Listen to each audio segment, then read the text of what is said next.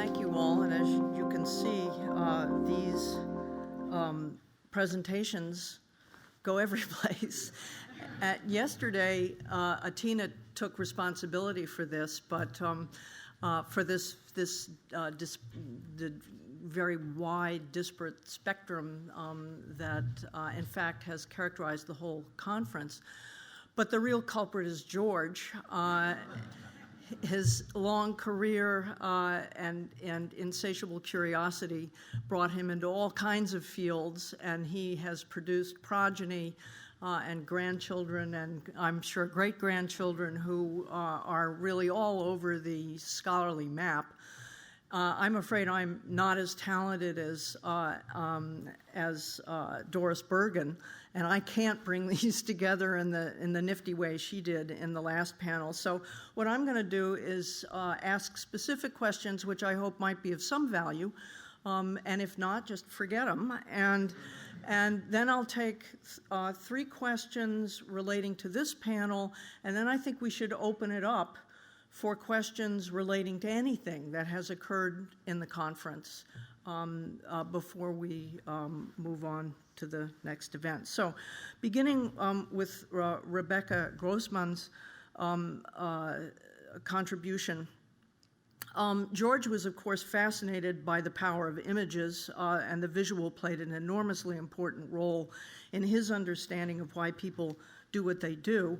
And I was especially impressed by the way that you read the images that you showed us.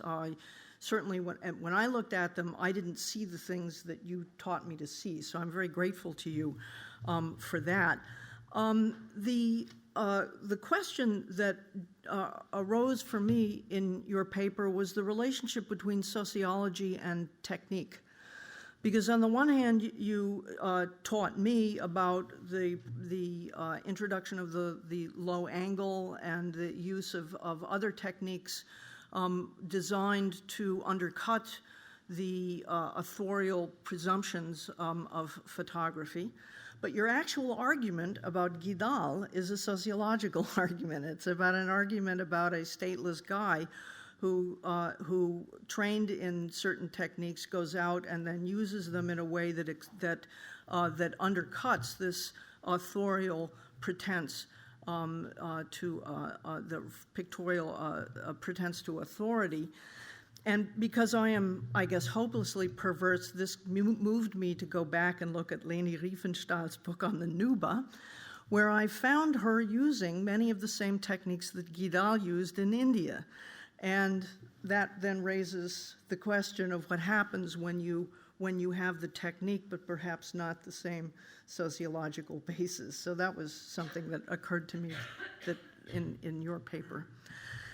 David Harrisville's paper is also nicely sits right on the Schnittstelle where George was interested, obviously, in National Socialism as an ideology, but equally interested in finding its origins in European history, in the bourgeois realm, in respectability, and so on. And both of those things come together in David's paper. I have 4 questions here, and the first one is something perhaps that you couldn't do because of the short nature of the paper that you had to present. But I really needed to know more about how representative these letters were, where you found them, who wrote them, that is to say, are they officers, are they enlisted men, where are they in the officer corps, how old are they, where are they sending the letters back to? All of these things I needed to know a lot about. Perhaps the most striking thing about all of these letters, and there are larger collections of these that were found in the Soviet Union, is that people wrote them home at all. You have one of them where a guy is writing to his sister and somebody else is writing to his wife, and are there differences there in those kinds of letters? If they're writing to friends, do they say something else? These are all I think, questions that all of us would like to know. And I'm, among other things, an historian of World War I. World War I soldiers' letters are famous for not saying things, for erecting a barrier of understanding between the soldiers at the trenches and the people at home. And it would be really interesting to think why there is why there is a difference between World War I and World War II in that regard. We do know from other sources that the civilian population at home in the Second World War seems to have been pretty well apprised of what was happening on the Eastern Front, whereas people really didn't know much about what was going on in the trenches in World War I. And then one comes to the whole problem of rationalizations. I love rationalizations. They work really well in the work that I'm doing on a totally different subject. They can tell you a lot, and they particularly tell you a lot about the expectations that an agent has regarding society and what's socially acceptable. But rationalizations are not beliefs. They don't actually tell you what's going on in the conscience of a person, in my view. And I think you need to be very careful in not eliding the rationalizations that people may be using and their actual belief structure. Somebody did a study of Germans on the Eastern Front who did not obey clearly criminal orders. And one of the most interesting statistic that comes from that, and this is a very small group of people, but I didn't look it up again, but over half, and I think it was like something like 58%, gave no reason at all for not obeying. And that struck me as the most honest response of all, in a way. And so that's the rationalization belief thing is, I think, something you need to be careful of. And finally, because again, I'm an historian of World War I, so much of this seemed very familiar. The rationalizations that are used were overwhelmingly already used in the First World War and possibly even before that, and they may not be peculiar to the German army. They may simply be out there. The notion of the big idea that you have to submit yourself to, the idea of being unkind to one's troops if one is too kind to the occupied population, the idea of not shedding German blood as opposed to the blood of the people that you're fighting, the alleged misdeeds of civilians whom you have to kill is a very familiar trope, actually already in 1870-71. And the whole notion of self-defense. And these things are operating inside, again, German military culture and the rest in ways that transcend the Third Reich. And so you might want to watch out for that, too. Turning to Ethan Katz, we've talked about the absence of colonialism in George's work.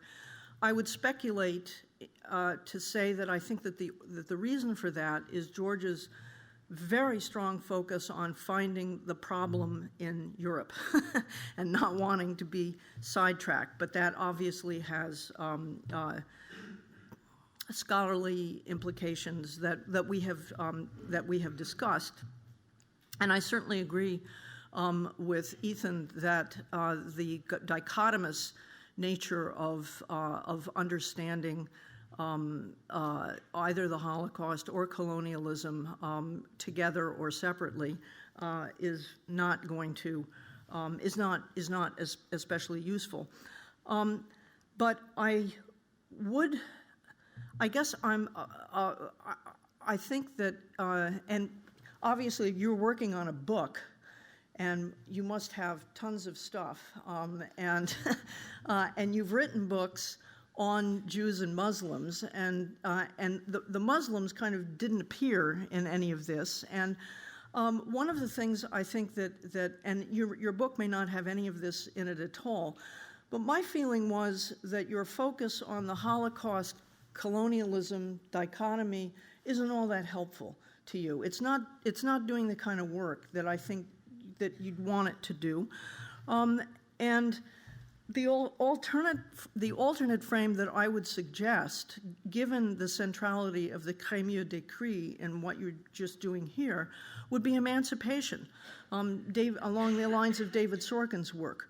I think that actually explains more, because the Crémieux Decree in 1870 or 71 replaced a military regime by a civilian one that was based on the idea of the citizenship ideas of the French Republic, and of course Algeria, and this is why it's not just a legal nicety. Algeria is a department, and therefore that's the legal framework that you use to order things, even if you don't do it well or completely, nonetheless. Three questions, I think, and it is worth saying that Muslims could become citizens of France, but that meant that they had to discard their group citizenship as Muslims. And that's a very important point, as I'll get to in a second. So three questions come out of this, I think, because the idea of citizenship is in the French Republican system is an idea that rests with individuals and not with groups. So the first question would be to take seriously Algeria's odd legal status, which I think does have effects that are directly relative to what you're talking about.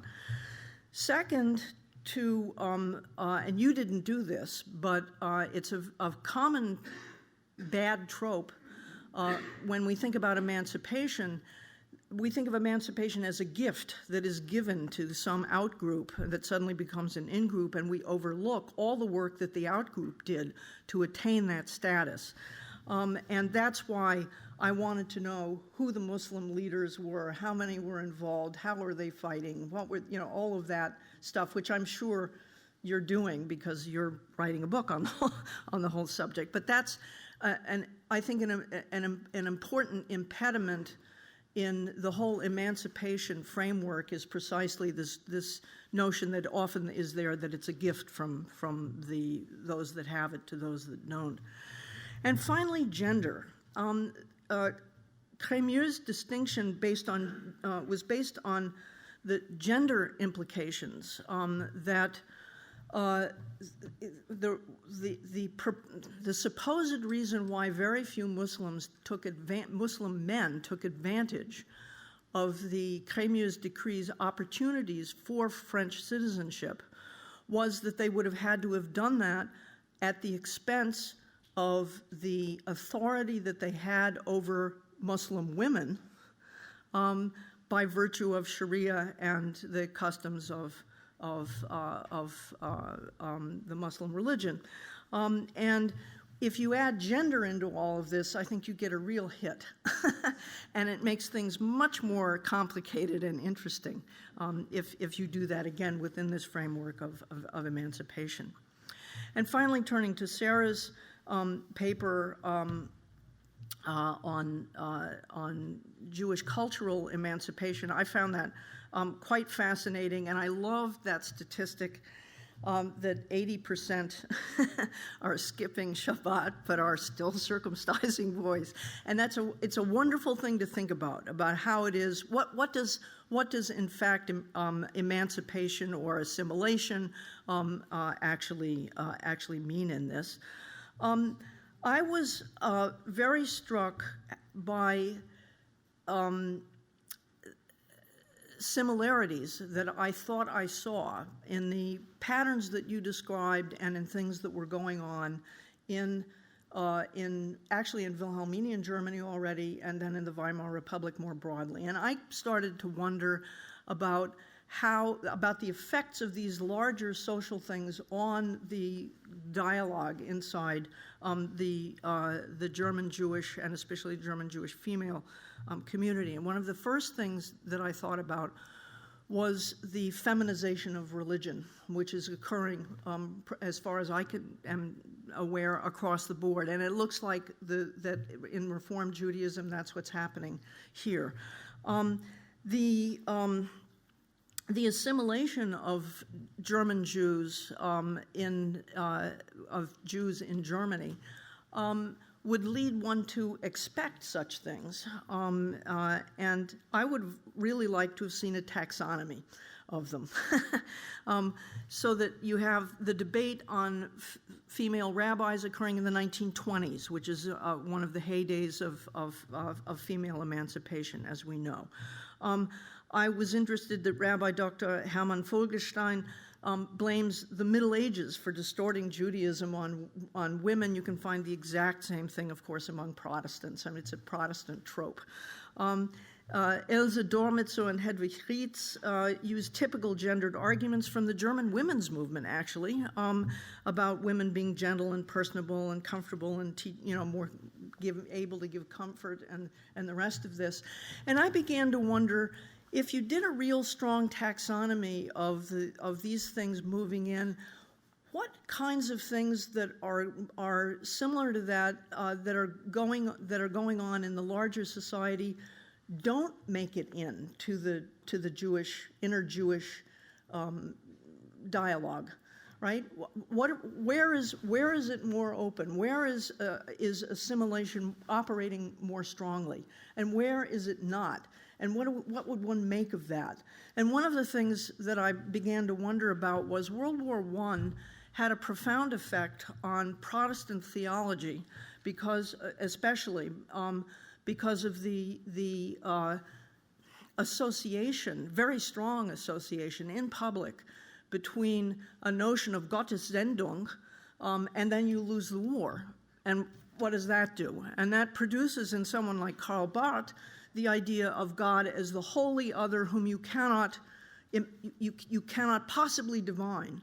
And so there was a very strong theological shift that happened among certain Protestants anyway after World War I.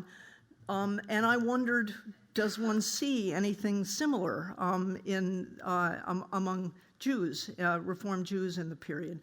Things like this. So that I thought it would be a sort of pingeliche Arbeit to do this kind of a taxonomy, but I think actually you'd get something out of it.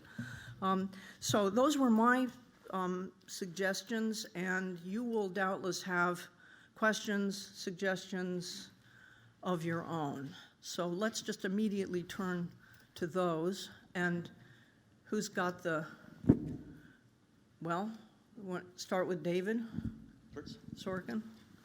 Is it David Sorkin? It's hard to see up here. I actually have a question for Ethan, which follows up on what Izzy said, which is, I think, a major factor, is to ask whether you think the distinction between military and civilian administration is crucial to the picture. Because after all, as Izzy pointed out, Jews gain equal rights with the Crémieux Decree with the transition from military to civil administration. And it had been the military administration in France from 1830 to 1870, which made a complete muddle of the legal status of Jews in Algeria to the point where Jews couldn't even marry anymore because the whole court system had been destroyed. And I think what also highlights this is that the part of Algeria in the south, in the Sahara, the Mazabi, which remained under military administration into the 20th century, didn't give Jews legal rights until 1961, right? So what I'm wondering is whether the reimposition of military administration after the occupation actually leads to kind of an atavistic reversion to the kind of hostile military administration Jews had suffered under in the 19th century, right? And that's why the Crémieux Decree is not renewed. And if you look at other parts of the Maghreb, if you look at Tunisia, if you look at Morocco, as long as there was a military administration, Jews did not get rights. So I'm wondering if you could comment on that. So that's one question. Let's get another couple.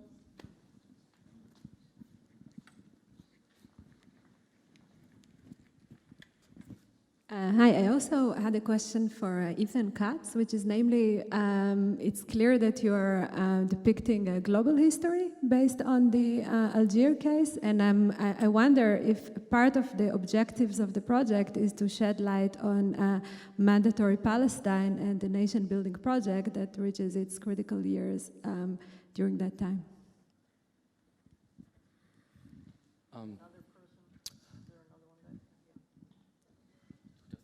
The mic, okay, fantastic. Thank you for really stimulating, wonderful presentations. My question is to Rebekka Grossmann. I loved your notion of the double provincialization. It's terrific. So my two question is, I mean, I know it's provocative. Would you use a term that if there is a German Jewish gaze, and if so, what is it? It's more Jewish or more German, right? In a colonial setting, right? What comes first? But also, don't you think that sometimes there is, in these South Asian contexts, a lost in translation moment in the sense that, especially when you look at someone like Nehru, he wants to showcase the modernity that he's bringing to India. But the European cameramen that he invites to showcase it are attracted to the poor and the exotic colonial features. So I know that it's not completely mutually exclusive, but maybe there's a bit of a mismatch between the intentions of the inviter and the product, the visual product ultimately. Thanks.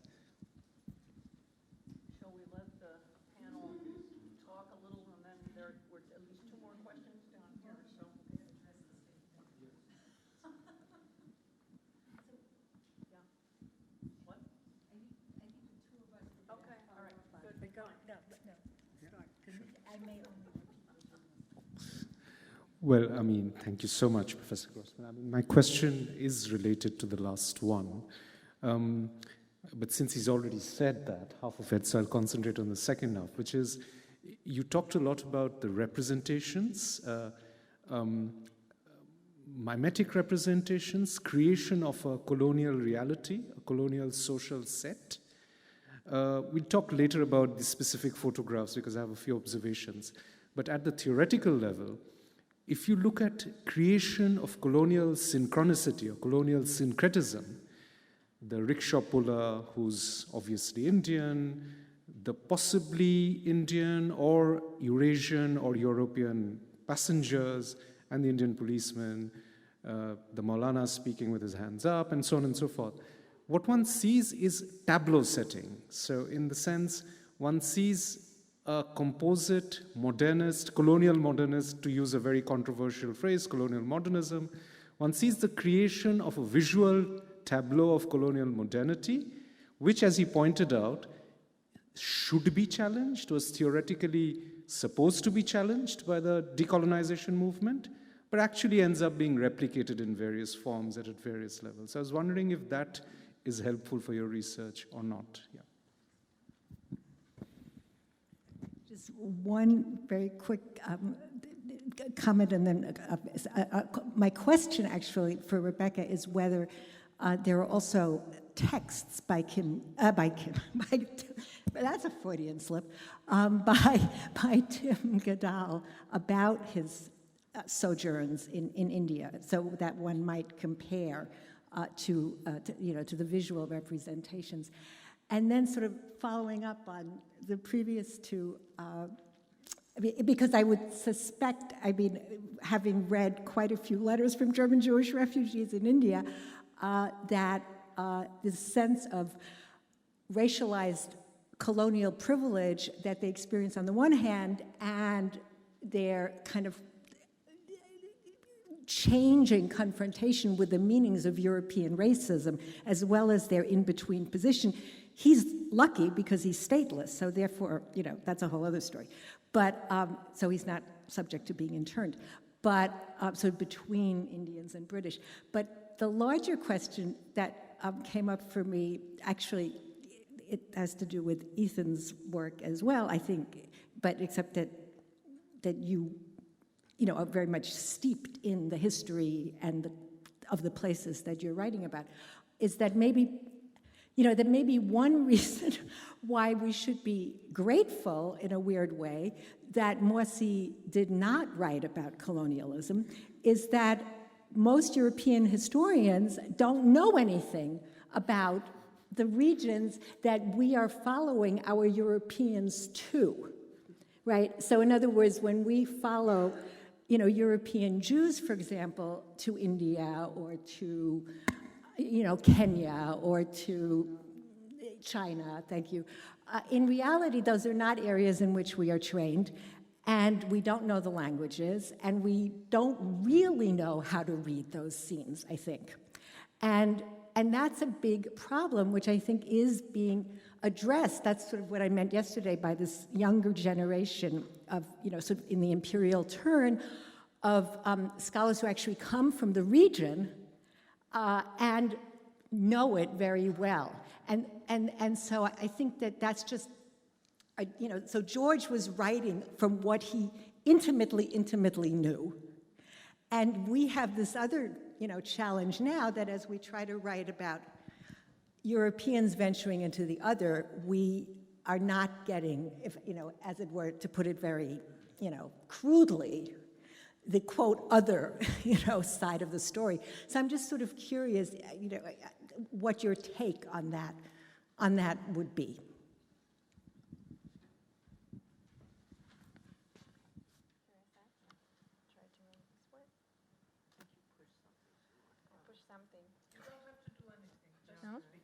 No, I don't think that's, yeah? Okay, now, perfect, thanks.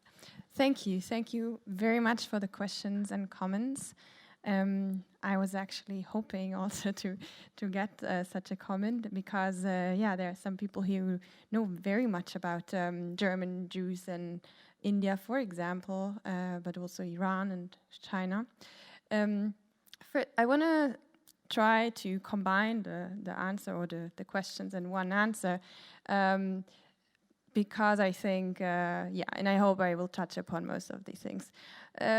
With the relationship between sociology and technique, this is of course a tricky one, but I think it can be answered by saying that the photography that both Guidal and Riefenstahl are using is not coming from completely different places, but is being taken into very different directions. Riefenstahl is famous for using photography actually in a very in a way that the Weimar photojournalists didn't want to use it, namely reproducing things and creating thereby beauty, and especially bodies. So her focus is mainly on bodies. This is in 1936, but also in the 70s when she goes to Africa.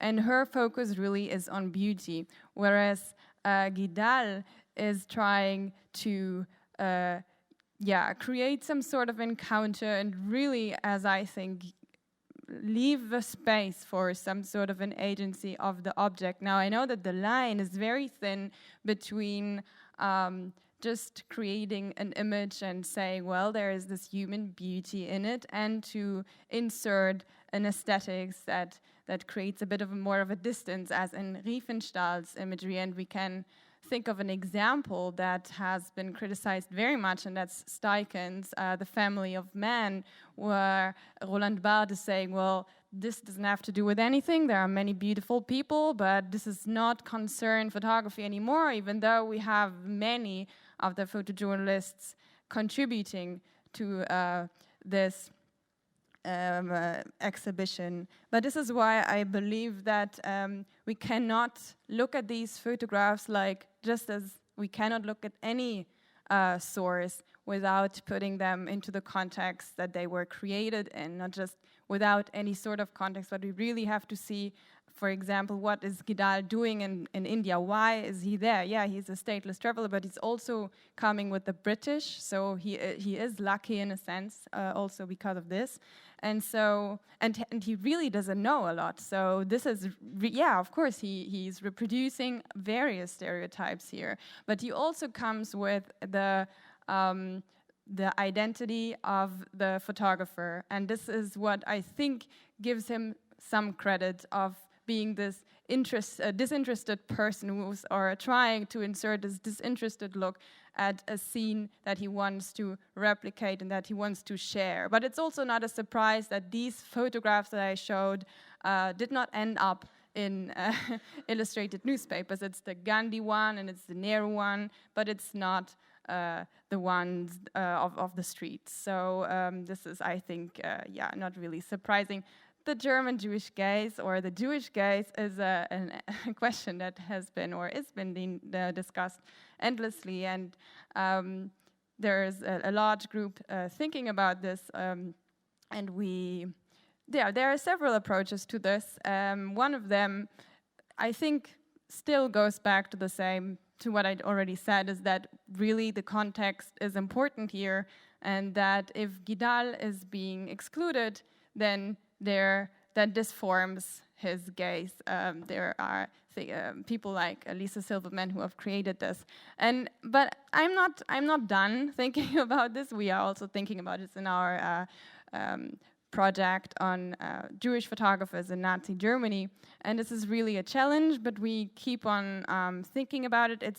There is no Jewish gaze, but there are circumstances that create a condition in which a Jewish photographer is aware of different things, of other things than other photographers, just because of the fact of being excluded. For one example, there are many other examples.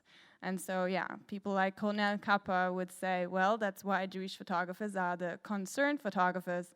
This is, of course, something that can be discussed again, but I want to leave it at that and say that really the focus is on the context, just as we work with other sources.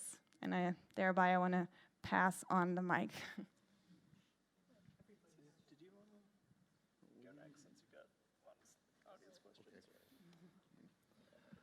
Thank you for lots of great questions, Isabel, and audience members. I'll try to touch on as many of them as I can quickly. So I think that it's a good point, certainly, to consider the odd legal character of Algeria, and emancipation is a frame that I've actually been working with in an article that I have coming out in French Historical Studies in the fall, where I try to think about the ways that the Algerian case, including the story, complicates our understanding of the history of emancipation in the Francophone sphere. Just to be clear, this is not what I talked about with Holocaust and colonialism. I've never seen as the big payoff of the project. I think that this case and the broader case of French and even Italian North Africa during World War II has something to say important to the question about the relationship between the Holocaust and colonialism, and that it complicates it beyond just the example that I gave.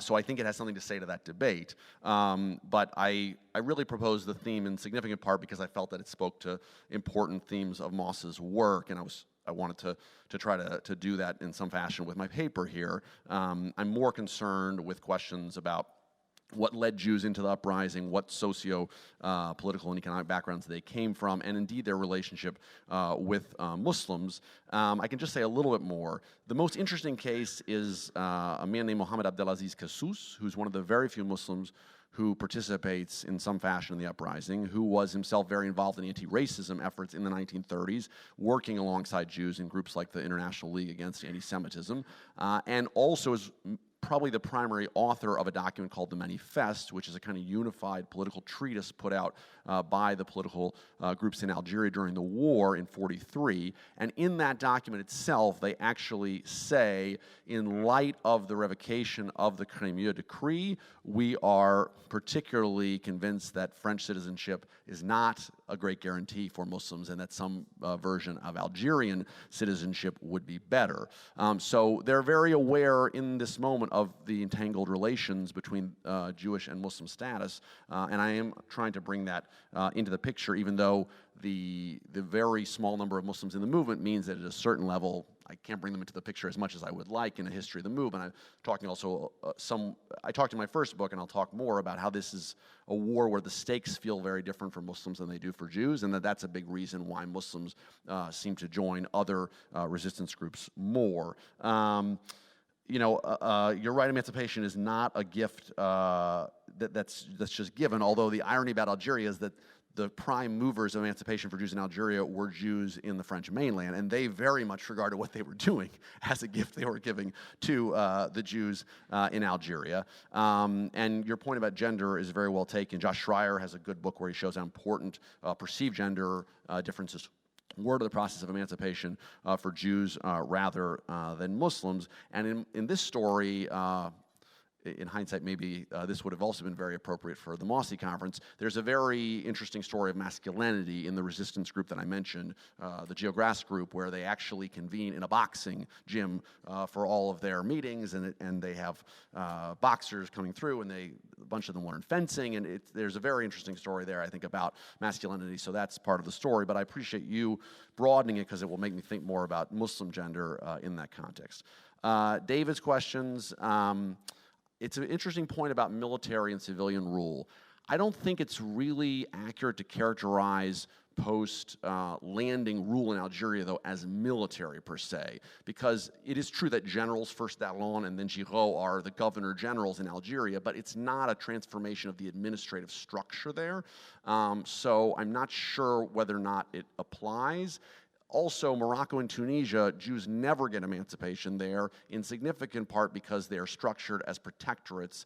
No portions are annexed, and there's a wide consensus among many French administrators that the Crémieux Decree was a grave mistake that should not be repeated.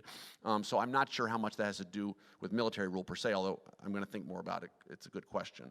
The question of Palestine, I don't think I'm writing a global history. I don't feel qualified to do that, but I am trying to recenter the story of Jewish resistance during the war and thinking about this case in comparison with other places. And one of the things that I want to at least touch on in a comparative chapter is the Jewish army in Palestine in that very different colonial context. So I appreciate you bringing that up.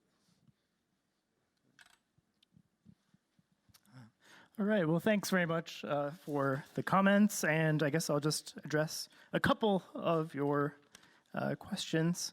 The first one, as far as representativeness and sort of the sample of letters I use, you'll have to read the book for lots more of those details. But the nice thing is the archive that I've been working in, which happens to be in Berlin, it's part of the Museum für Kommunikation, has an extremely extensive collection, the largest in Germany at least, and quite a bit of biographical detail about most of the people in that collection. But what's really interesting about it is that for each soldier, they have between, say, 50 and 400 or 500 letters for that one man. And many studies of letters just deal with these sort of excerpts from maybe hundreds of soldiers, and we have one letter from each person. And in that case, you don't really know much about them, what their motivation is, and when they write Heil Hitler at the end, you don't know exactly what that means.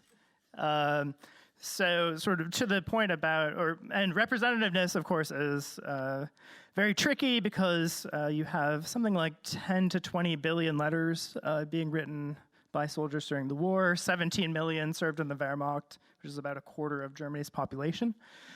So the 30 or so guys I study are not representative. They're from many different regions. They fight on many different fronts, Protestants, Catholics. So I tried to make them as diverse as possible. But I suppose I can't really make any claims, to say what the average German soldier was thinking exactly. But I think I can see what tied together men of all sorts of different backgrounds in many different places, often kind of repeating the same sorts of ideas. So I think I can get a sense of at least what's in the water as far as moral discourse. And I think this sort of relates to the question about rationalizations and beliefs. which is a very good question, a very tricky one. I think what does help is having so many letters from each soldier. So if you have 500, I think you can start to get into belief a little bit more if they're extremely consistent in what they're writing over the course of several years. Then again, those change. But I think you're very right to point out that it's not the same as rationalization. And I think a lot of what the soldiers are writing is it's part of a conversation. It's also a kind of sense of self-presentation to the homeland, to their parents or their sister or their brother. And they kind of write whatever they think will sort of sound most acceptable to their families back home. So it's certainly possible that some soldiers perhaps are much more convinced of the ideology, but their parents aren't. And so when they are explaining what they're doing, it's not necessarily according with their belief system. So that's something very important to keep in mind. And yeah, I think many of these rationalizations, perhaps practically all of them, have been recycled many times in many different wars. What's most interesting to me, I guess, is that this is a particularly brutal conflict. It's a war of extermination. It's a war that is unique in the 20th century in many ways. But it's being fought by a group of soldiers who are brought up in this idea of Bildung and self-cultivation, and we're a moral people. And so I think this is sort of one of the most extreme cases of a group of people who really wanted to see themselves as upstanding young men, the best representatives of their nation, and then finding themselves committing some of the worst atrocities that armies had committed in modern times, and trying to somehow reconcile those two things. So thank you. Okay. Isabel, thank you again as well. This is first of all, you've noticed, yes, definitely German Jews are very much in conversation with what's going on in the German society in general, the Protestants and the Catholics, because they live there. And they are part of the larger context. And certainly the feminization, we could read it as the domesticization or the emotive project that religion becomes in the 19th century then is really important. What I find then is particularly interesting is that in World War I, we see, certainly among a vocal, I'm not sure if it's a minority, we know a very vocal, interesting group of Jewish men. Through the war and after it, we see a return to the irrational. And it's actually in that period of their turn to the irrational, a time when men start looking for the religion of the heart of their own, that Jewish women are then find, we see much more engagement of Jewish women in the public realm and these attempts to then make a bigger voice for themselves. So there's a double context of what's going on in the German and German Jewish women's movement, which is rational, legal, emancipatory. And yet there's an emotional development as well, which men are now participating in a similarly now emotive guise. And I think it's interesting to keep in mind how World War I influences that. What I think is also then interesting, and I just another short reaction, because you asked about what are the things that remain outside that don't make their make way in, and something I definitely have to take a look at more. Well, one of the things that I noticed is that if we look at the overall, Protestants and mainly Protestants are also asking about when and if Protestant women should be ordained, and the debate is happening. And the Nazi era actually becomes really determinative for both Jews and for Protestants. It's under Nazism that we see Regina Jonas ordained, which is a strange thing that I have not been able to put my head around. But it's also the confessing church in the early 1940s that's the first to, quote-unquote, illegally ordain Protestant women. And it takes the legal ordination happens much later than afterwards. So on one hand, Jews are first, which is fascinating, to cross this barrier. And at the same time, there's also something going on with an act, with a sort of, in the political religious landscape that allows this to happen and makes it perhaps even more possible at this one time. I'm not sure if in another year I'll be able to stand behind that statement yet, but I know that there's something going on there that I want to continue looking at further as well. Thank you.